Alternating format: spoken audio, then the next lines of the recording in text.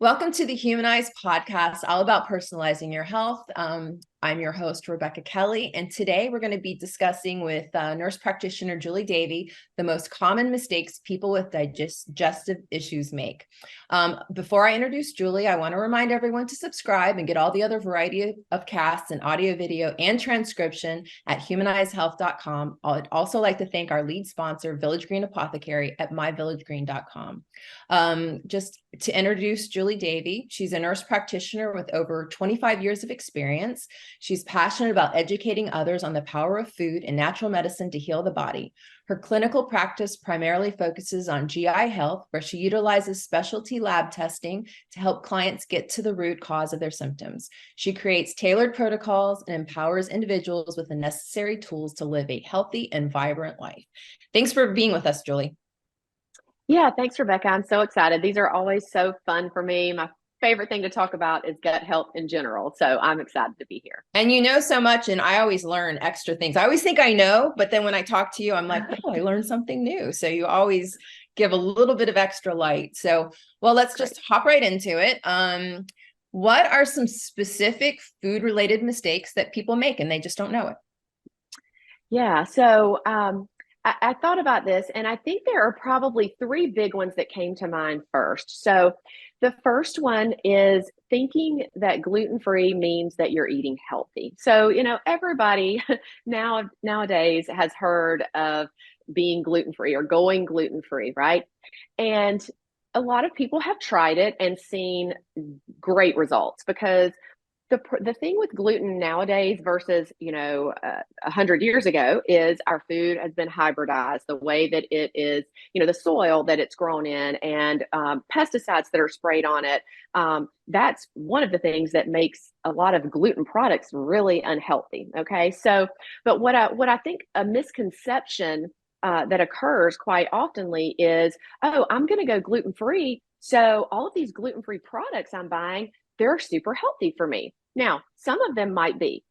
I first want to say, if you are not familiar with products that contain gluten or what doesn't, if you're eating fruits and vegetables and high quality protein, chicken, fish, grass-fed beef, things like that, those things do not contain gluten. So you cannot go wrong with a whole foods diet, okay? But there are some really great gluten-free products out there. You just really have to be a good investigator and start to learn how to read food labels, because there are things like brown rice pasta that's gluten-free. Let's say you're like, I love pasta, I know it has gluten, I'm never going to be able to eat pasta again. That's absolutely not true. There are some really great substitutes out there, but what I just want to caution people about is a lot of gluten-free products are highly processed. They lack nutrients, vitamins, minerals, fiber, things that our bodies really need. So if those are the type foods that you're filling up on and you're thinking, this is gluten-free, I'm being healthy, maybe not the case, because I've seen people go that route, go gluten-free, eat more processed, and they gain weight. And they're like, what's going on? I thought I would feel better. I thought I would lose weight.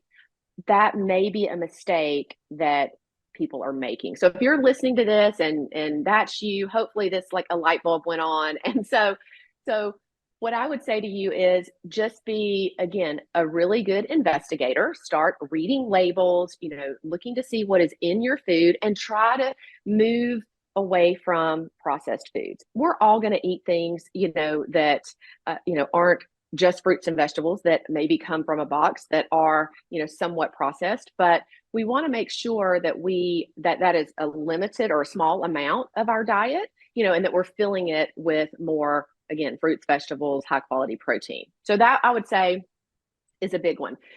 The second one that really came to mind is people often want to incorporate fermented foods, which is great because fermented foods have a lot of good probiotics in them. So if you don't know what I mean by fermented foods, we're talking about things like sauerkraut, kimchi, fermented veggies, kombucha, kefir, those type things.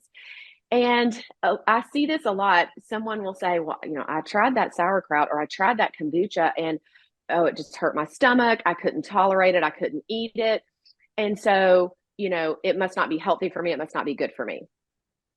most likely the issue is, especially with the fermented veggies and things like sauerkraut and kimchi, because they have a lot of probiotics, but they also have fiber in them. Your body is most likely not used to sort of like, let's just say, a higher dose of those things at once.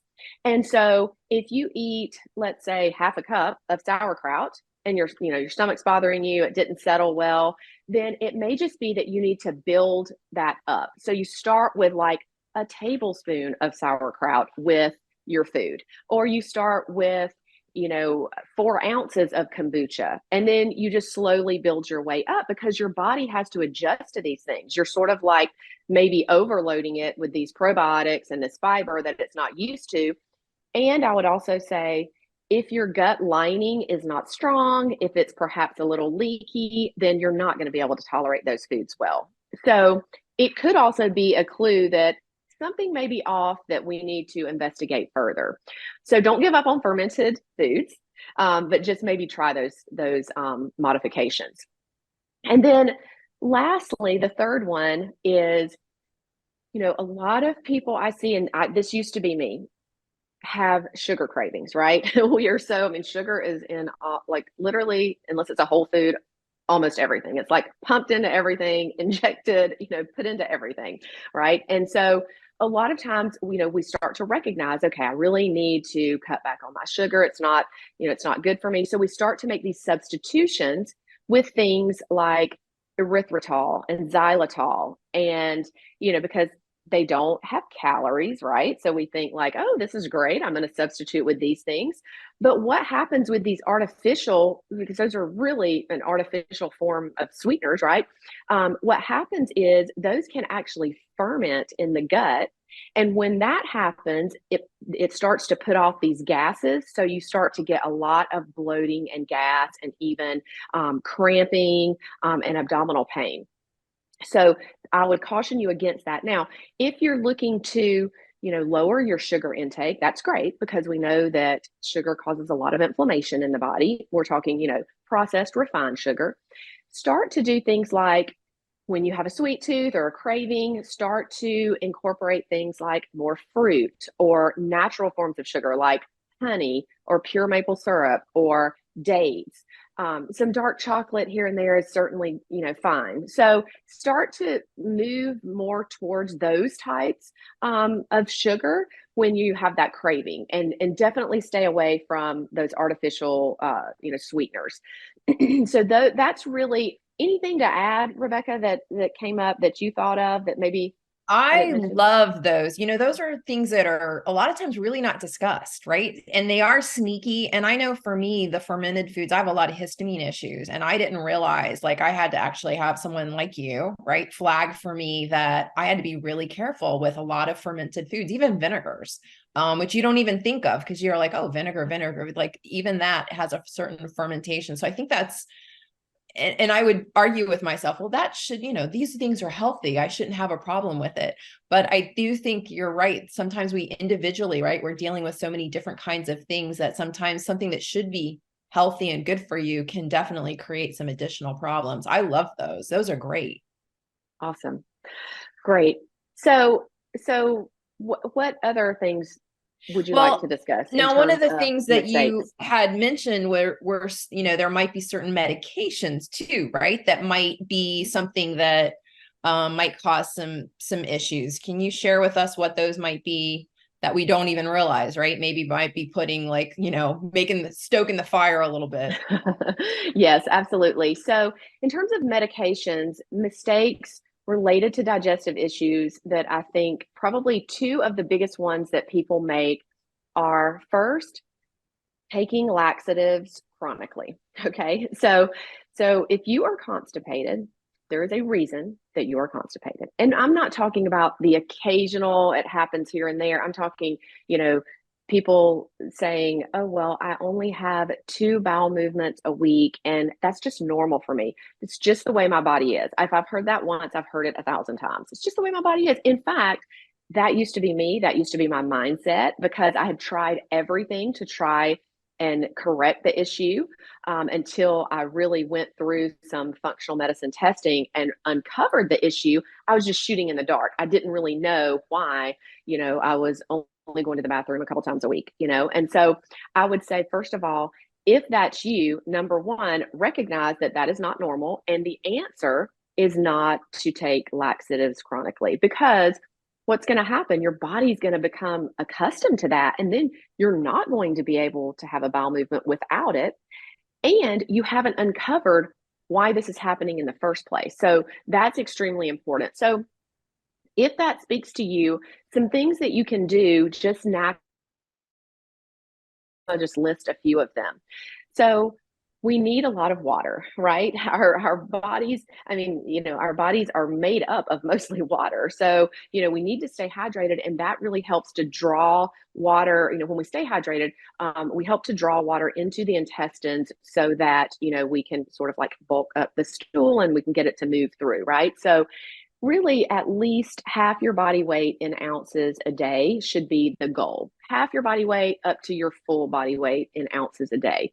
It should be your goal. So right now, if you're only drinking 1 glass, 8 ounces of water, then start slowly increasing to 2 glasses, 16 ounces, and just move your way up. It doesn't have to be overwhelming where you're like, oh my goodness, I'm not going to be able to drink it. That's just a lot of water. Well, take small steps. And the more you start to do things like that, you're going to feel so much better. You're actually going to have more energy when you stay hydrated. So lots of other benefits, but definitely will help with constipation.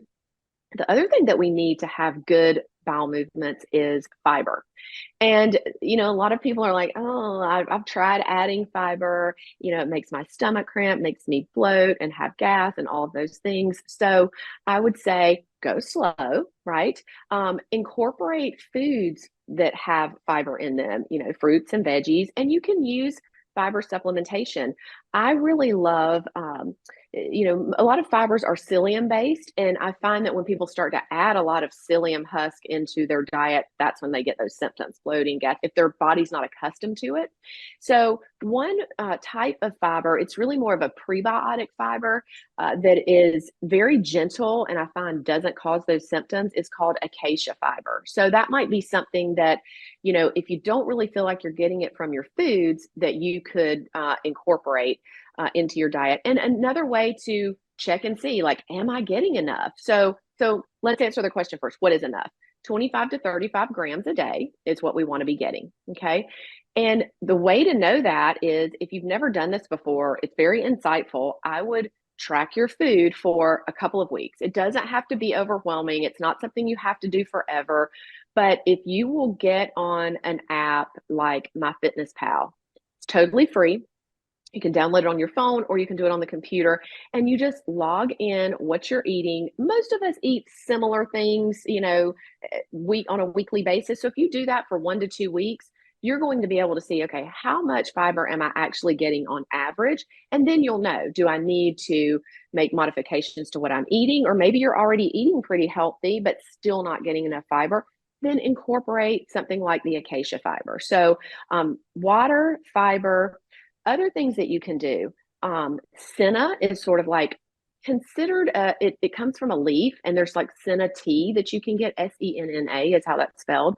And that's sort of considered like a natural laxative. So if you needed to use something like that every now and then, I would recommend that, over a synthetic laxative. And then magnesium is another great thing to incorporate. Most people are deficient in magnesium. So you can, one of my favorite products is a product called Natural Calm. And it's just a powdered magnesium that you can get. And I love to just put it in a little bit of water before bed. It's very calming to the nervous system. So also helps with sleep, but really helps with bowel movements as well. And then lastly, something else you can try, and you can actually just like Google this or look up on YouTube. There are different abdominal massages that you can do that help to move the bowels. So, just type something like that in, abdominal massage for constipation or something like that. And you'll get videos that will show you simply how to do that. So if that's something you struggle with, I would recommend avoiding the laxatives and and doing some of those more natural things to work on having regular daily bowel movements, because you have to be eliminating toxins from your body on a daily basis, or you're not going to feel good. And think about the inflammation and the cellular damage that could be doing to your body when you have all these toxins floating around. So we want to really be eliminating every day. So that's the first one. The second one, I would say, is taking antacids frequently. So how many times do we see this? Oh my goodness. I have some heartburn. All the time. Yes. I mean, this is probably one of the biggest issues in our society is we pop these antacids, right? I understand when you have heartburn, you want relief. Okay. I get that. But if this is you and you're having this on a frequent basis, there is a reason for it. Again, just like the constipation, you need to get to the underlying root cause and stop really taking a band-aid approach, right? Because that's all we're doing when we're using laxatives and antacids. It's just a band-aid approach, and we're not actually, working on the underlying problem. So what's one of the biggest antacids that is given out and prescribed? Proton pump inhibitors, things like omeprazole, pantoprazole, medications like that. Well, these were originally intended for short-term use for people who had things like ulcers, gastric ulcers. They were intended for up to 6 weeks use. And they have slowly just become used chronically on a long-term basis. And what we have found is long-term use of these causes things like kidney disease, bone fractures, dementia, pneumonia, B12 deficiency. You can even get a bacteria called C. difficile from taking these chronically and lowering the acid in your stomach. So lastly, I just want to, I know we kind of probably need to wrap up, but I want to mention why this happens, why actually it's usually a low stomach acid problem, but we think that it's a high, oops, I lost my earbud, guys. Sorry about that. We think that it's a high acid problem. When you don't have enough stomach acid, you don't digest your food as well as you should.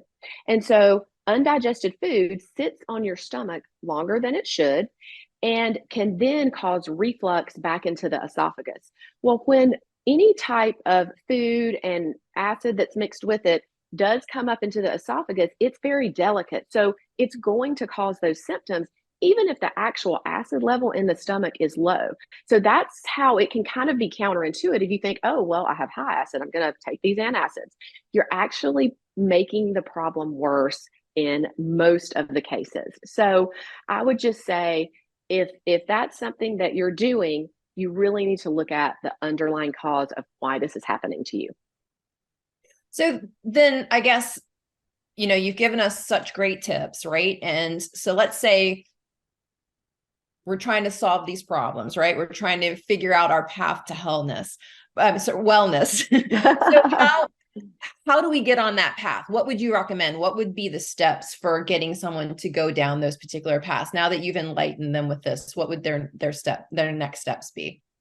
Yes. So I think, first step is always awareness, right? You're aware there's an issue. Okay. That's the key to any transformation, is awareness. Next is to start to make these small changes, and you really get curious and ask yourself, what is my body trying to tell me? Because these symptoms, any symptom that you have, is your body crying out for help. Your body's like, hello, something's wrong in here. Something's happening. Help me, let's figure out what it is, and let's get a real solution, not a Band-Aid approach. So I would say awareness, start to make small changes, like we talked about with the water, or doing things more naturally for constipation, whatever, your issue is. And then really, this is all about being your own advocate, taking your health into your own hands. So get curious. If these are symptoms that you are having frequently, then work with someone who can help you get to the root cause and stop using these Band-Aid approaches. I think that's really amazingly valuable insight, Julie. And I find too, I know for me, I had to get actually some help. I had to get some tests, right, to see what was Mhm. going on. Because sometimes, it's hard to know what's going on under the hood, right? So sometimes you need to do the Yes. tests and work with someone like you, obviously, Mhm. right, who understands that and kind of help us on our way, to wellness. And so, to find you, you can be found Mhm. at www.juliannwellness.com. That's JuliannWellness.com. And let me remind you to subscribe and get access to all Humanized videos, podcasts, and transcriptions from all of our thought leaders on personalized health at humanizedhealth.com. Thanks as always, Julie, for being here and sharing your wealth of knowledge. Absolutely. Thank you for having me.